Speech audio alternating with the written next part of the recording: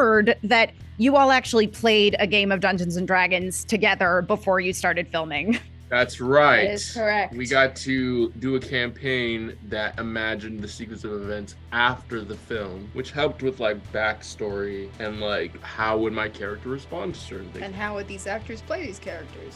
Yeah. We had a dungeon master generously donated from Wizards of the Coast, and so we had the best of the best running our game. She was fantastic. She pretty much just came up with a campaign for us, and we got to tweak our characters a little bit. Both of our directors, John and Jonathan, were playing as a two-headed Aarakocra. That's right, yes. Named Jarnathan. We wanted to give the cast most of the time to play. We didn't want to interfere too much. For me, I don't remember anything about the game itself, but what it is, it's like you just get a bunch of people together at a table and you give it's just like acting.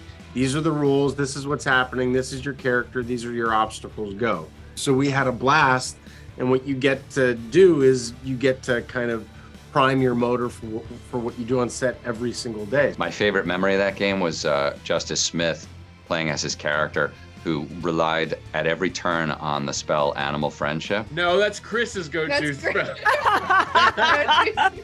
One of the spells that bards can cast is Animal Friendship. So we would often joke on set.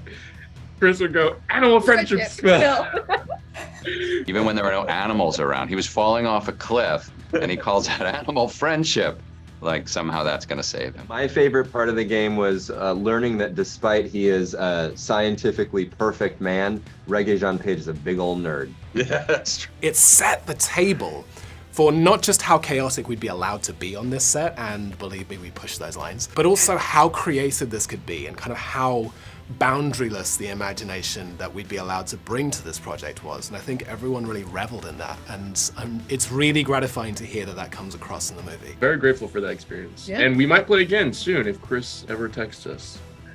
For me, what was attractive about Dungeons and Dragons is I'm not a player, but at the heart of it is improv. It's just improvisation, 101. It's yes and. So this is happening. The okay, gym great. for your imagination. One of the things that I think works about this film and makes it so authentically Dungeons and Dragons is the incredible sense of play and camaraderie between the cast. Can you talk a little bit about what that was like for you on set? It was a joy to play with. I think that's exactly where we started. We started from a sense of playfulness. Both of our directors, John and Jonathan, are Dungeons and Dragons players. They're incredibly passionate about this world, very faithful to it, and so they know how to kind of hold fans dear. It was super important to us to capture that spirit and the camaraderie, the sort of spontaneity that you feel when you're playing the game. And I think our actors brought so much to that, where they gave the feeling that they're figuring it out as they go. Perlomon tergatis.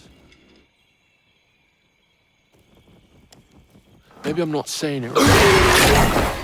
The quality and the spirit of the film resembles very much what it's like to sit down at a table, that it's chaotic and sometimes it makes sense and sometimes it doesn't. It doesn't really matter. The primary eating artery of the film and the game is fun and joy, and that's what takes the day.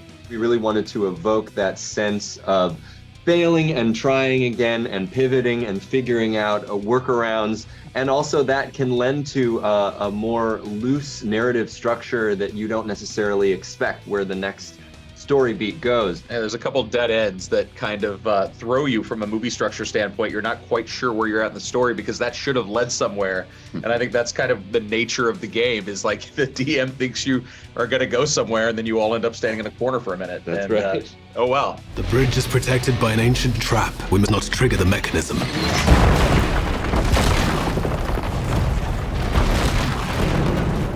I may have triggered the mechanism.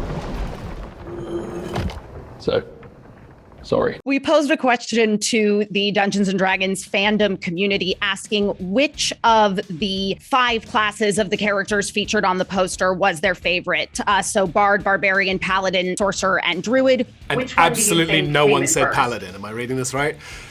Paladin, it did tie for last, yes, with Barbarian. Good old lawful borings. This is my quest, is to heighten the profile of paladins in the world. I feel that our people are wrongly maligned just because we're trying to do the right thing, and we will not bend for these blackguards and fools in our way. I find irony is a blade that cuts he who wields it most especially. You're not a lot of fun, are you? Which class do you think came out on top? I'm gonna say Druid, for sure. I'm gonna go Bard. Yeah, Bard, I'd say. Bard. Bard. People usually pick Bard. Really? Yeah. Okay. Bard. I'm guessing that folks probably chose bards most often because they tend to have the most fun, and between you and me are generally the most useless of characters. But you know, at least they're enjoying themselves. I'm so sorry I have to constantly jump in and save your asses. You know why people like a bard is because bards are Does essentially... he look like a Ken doll? No.